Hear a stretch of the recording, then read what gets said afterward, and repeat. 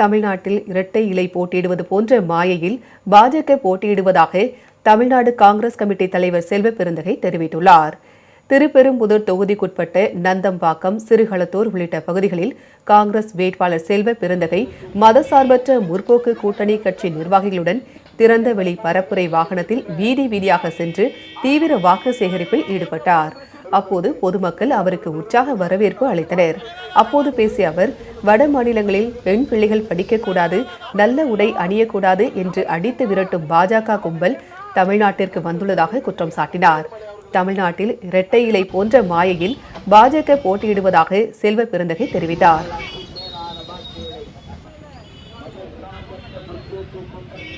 சிந்தித்து பாருங்கள், இதையெல்லாம் தடுப்பதற்கு ஒரு கூட்டம் வந்து கொண்டிருக்கிறது. எப்படி வட மாநிலங்களில பாஜக ஆட்சி நம்முடைய பெண் பிள்ளைகள் படிக்க கூடாது, நல்ல உடை அணியக்கூடாது, ஆண் பிள்ளைகள் ஷூ போடக்கூடாது, நடமாடக்கூடாது, பைக்ல போகக்கூடாதுன்னு அடிச்சு விரட்டுறாங்களோ, அந்த கும்பல் தமிழ்நாட்டில் எடப்பாடி பழனிசாமி போர்வையில வந்திருக்காங்க.